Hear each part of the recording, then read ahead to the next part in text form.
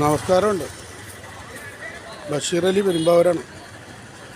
പെരുമ്പാവൂരിൽ നിന്ന് നമ്മുടെ പെരുമ്പാവൂർ ക്ലീൻ പെരുമ്പാവൂരിൻ്റെ ഭാഗമായിട്ട്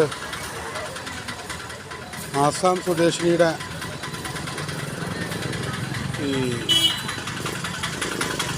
ആധാർ കാർഡ് കൃത്രിമമായി നിർമ്മിക്കുന്നു എന്ന് പറഞ്ഞ് പിടിച്ച ഒരു കടയാണ് ഈ കാണുന്നത്. ഇത് അന്ന് അടച്ചിട്ടിട്ട് പിന്നെ തുറന്നിട്ടില്ല. 2 ആസാം സ്വദേശികളെയായിരുന്നു പിടിച്ചായിരുന്നത്. ഒന്ന് ഈ കടമുറിയും ഇത് മുനിസിപ്പാലിറ്റിയുടെയാണ്. അതുപോലെ മറ്റൊന്ന് ഇതാണ്. ക്ലീൻ പെരുമ്പാവൂരിൻ്റെ ഭാഗമായിട്ട് പോലീസ് റെയ്ഡ് നടത്തിയപ്പോൾ ഡ്യൂപ്ലിക്കേറ്റ് ആധാർ കാർഡ് നിർമ്മിച്ചതിൻ്റെ പേരിൽ അടച്ച് സീൽ ചെയ്ത കടയാണ്. അത് ഒരു മലയാളിയാണ് ഈ സ്ഥാപനം നടത്തിയിരുന്നെങ്കിൽ അവന് പിന്നെ ഇവിടെ ജീവിക്കൽ നടക്കില്ല. ഈ ആസാം സ്വദേശിനെ ഇത്ര കാര്യമായിട്ട് സഹായിച്ച് കട തുറക്കാൻ എങ്ങനെ സാധിച്ചു എന്ന് മനസ്സിലാവണ്ട. അപ്പോൾ ക്ലീൻ പെരുമ്പാവൂരിൻ്റെ ഭാഗമായിട്ടാണത് ചെയ്യുന്നത്. അപ്പോൾ നമ്മൾ മീൻ മാർക്കറ്റിൻ്റെ ഫ്രണ്ടിലാണ് ഈ കടകൾ.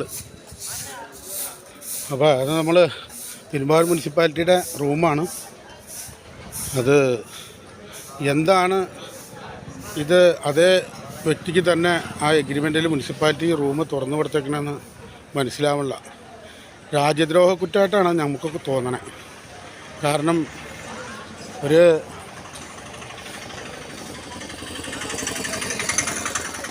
ഡ്യൂപ്ലിക്കേറ്റ് ആധാർ കാർഡ് ഉണ്ടാക്കുക, അതിനെ ഫ്ലൈറ്റിലും ട്രെയിനിലൊക്കെ കയറ്റിവിടാം. അത് നമ്മുടെ രാജ്യത്തിന് ഭീഷണിയാണെന്നാണ് എനിക്ക് തോന്നുന്നത്. അപ്പോൾ ഇത് രാഷ്ട്രീയക്കാരുടെ സഹായം കൊണ്ടാണ് അവരിങ്ങനെ സ്ഥാപനങ്ങൾ തുറക്കാൻ കഴിയണത്. അപ്പോൾ എന്ത് കാരണം കൊണ്ടാണ് ഇങ്ങനെ പെരുമ്പാവൂർ ഈ അന്യസംസ്ഥാന തൊഴിലാളികൾ ഇങ്ങനെ അവിടെ മയക്കുമരുന്ന് പിടിക്കുന്ന വീഡിയോ ഇതിനു മുമ്പ് നമ്മൾ ചെയ്തേക്കണതാണ്. കച്ചവടവുമായിട്ട് ബന്ധപ്പെട്ട് മയക്കുമരുന്ന് അവിടെ നിന്ന് പിടിക്കാനായിട്ടുള്ള വീഡിയോ ഒക്കെ നമ്മൾ ചെയ്തേക്കണതാണ്. അപ്പോൾ ഇത് പ്രത്യേകിച്ച് പെരുമ്പാവൂർ ശുദ്ധീകരിക്കാൻ വേണ്ടിയാണ് കേരള പോലീസ് ചെയ്തത്. അപ്പോൾ രാഷ്ട്രീയക്കാരുടെ പോലീസിനും എക്സൈസിനൊക്കെ ഒരു പരിധിയുണ്ട്.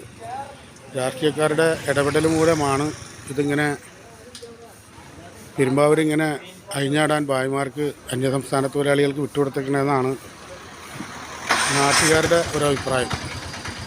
ഏതായാലും അതിനെക്കുറിച്ച് മുനിസിപ്പാലിറ്റി